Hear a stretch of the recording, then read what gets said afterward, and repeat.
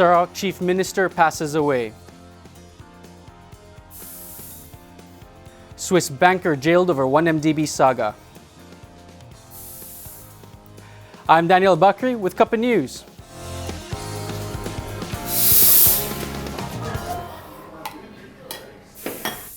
Malaysia suffered its first tragic loss in 2017 with the passing of Sarawak Chief Minister Tan Sri Adenan Satem. He would have turned 73 on January 27th. Adenan died at the Sarawak Heart Centre in Kota Samarhan from heart complications. He was admitted on Sunday after returning from a family holiday in Australia. Saya memaklumkan bahawa Yang Amat Berhormat Ketua Menteri Datuk Petinggi Tan Sri Adenan Satem yang Declassification telah meninggal dunia di Pusat Jantung Sarawak Samarahan pada jam kira-kira 1:24 hari. Beliau telah meninggalkan isteri beliau dan Sri Jameelah dan beberapa orang anak dan cucu. Dan sebagaimana kita sedia maklum bahawa Yang Amat Berhormat Menteri kita telah banyak berjasa kepada Sarawak dan juga Malaysia. I have lost a friend, but Sarawak have lost a very, very good leader that will defend Sarawak. And it's a most very sad day for us in Sarawak because of that. But at least the short time that he has, he put a lot of things that make Sarawak stronger in the years ahead. It depends on those who take over from him, and people like us try to follow his dreams. Has been admired and supported by the people of Sarawak. He has a vision which the people of Sarawak has hoped to be able to lift Sarawak into a united, prosperous and developed state. We have all the hope, so it's really a big shock, big loss. He lost a great leader and great Sarawakian, and he devoted his life for the people of Sarawak. Even before he suddenly passed away, he's still talking about Sarawak education and the federal with the federal government, and so it's totally unexpected.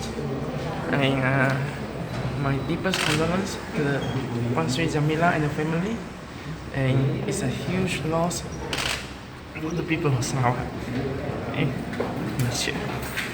I think I served the state well and served it with sincere feeling, and yes,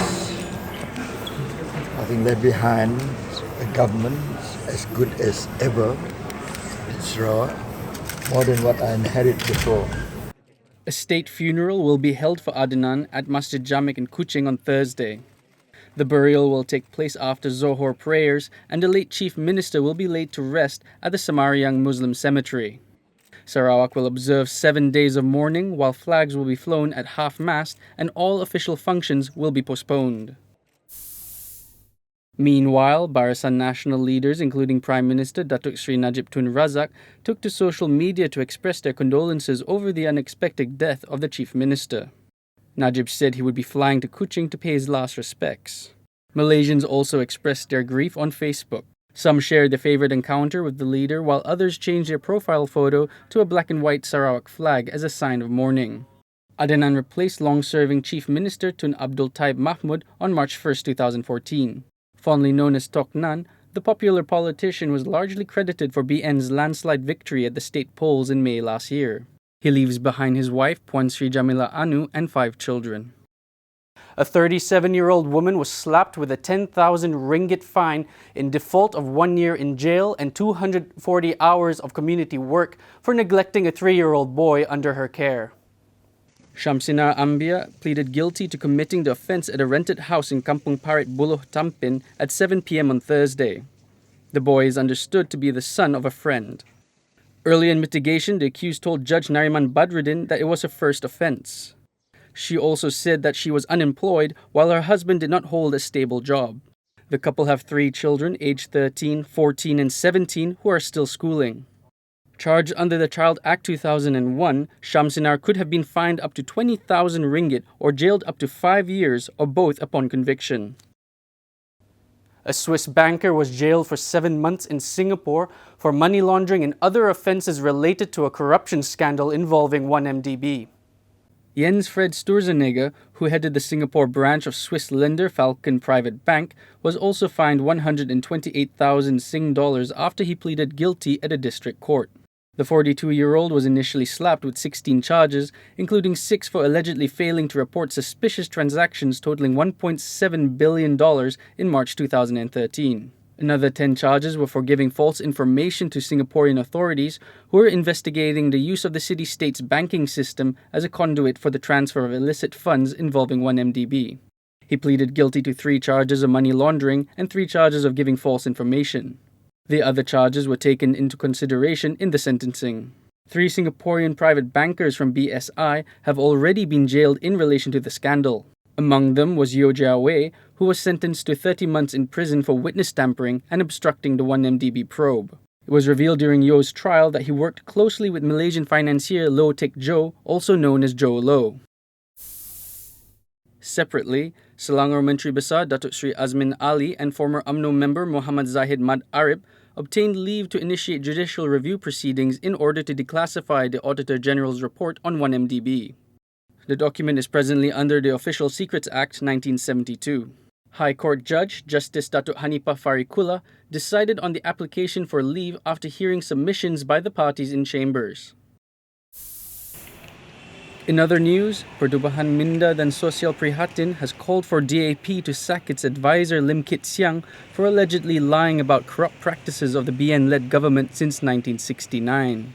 Its president, Ramesh Rao, said Lim partnering with former Prime Minister Tun Dr. Mahathir Mohamad was a sign that his past allegations were mere lies and slander.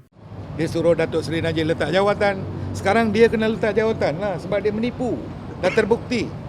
Kalau dia dah cakap jelaskan kenapa dia duduk dengan Mahathir, apa yang dia cakap selama ni tentang Mahathir, itu adalah fitnah, kita boleh terima. A memorandum listing the organization's demands was received by a DAP representative. A single mother from Johor Bahru is pleading to the government to help save her 29-year-old son, who is on death row in Singapore for drug trafficking. V. Aswari said her son, S. Prabhakaran, has exhausted all legal appeals and is facing imminent execution. He is awaiting the result of a clemency petition to the President of Singapore. The clemency request was sent in February last year, with its results due anytime soon. Singapore, however, has not granted a clemency request in the past 13 years. Aswari was too distraught to read her statement and wept uncontrollably.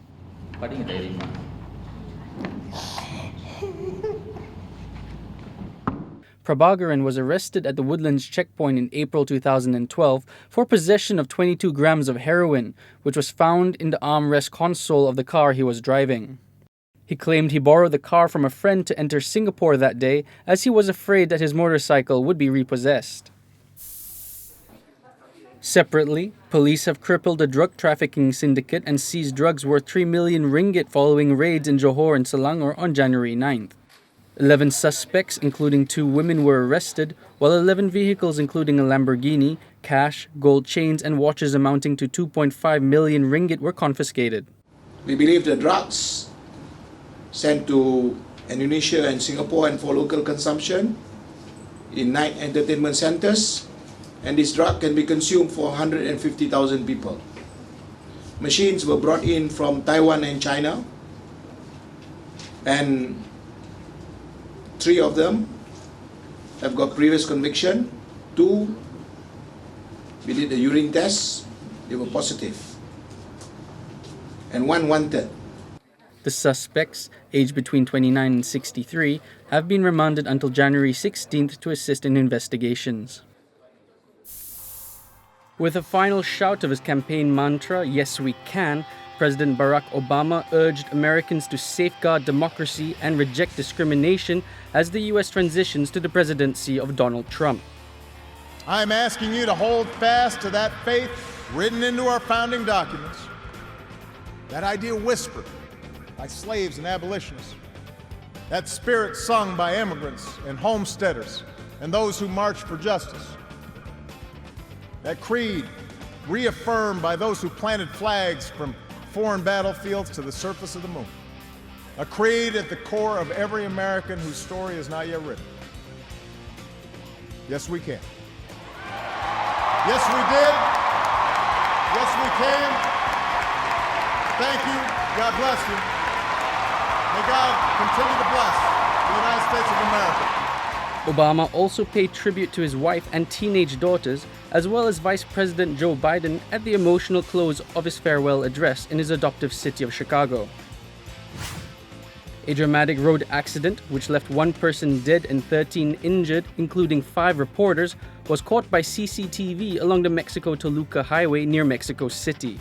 The accident took place after an earlier crash attracted reporters and officials to the scene to help. It was reported that the driver of a white truck lost control on the same bend, overturning on his right side, dragging a police vehicle and a white pickup truck with its cargo box, which in turn crashed into the crowd. 20 thrill seekers had to be rescued from the Arkham Asylum ride at Warner Brothers Movie World in Australia's Gold Coast after it malfunctioned. There were no reports of injuries, but a triage area had been set up within the park. The incident came just months after 4 people died at the Dreamworld theme park nearby.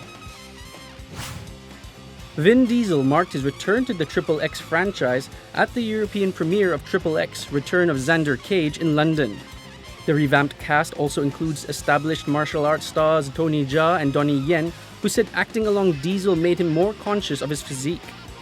Going up against Vin, as you know, he got this massive macho physique, so I'm a small little guy, but at least I wanted to show the fans that my physique can match him. The third installment of this blockbuster franchise begins its global theatrical rollout on January 18th. That's a wrap for Cuppa News. Thanks for watching.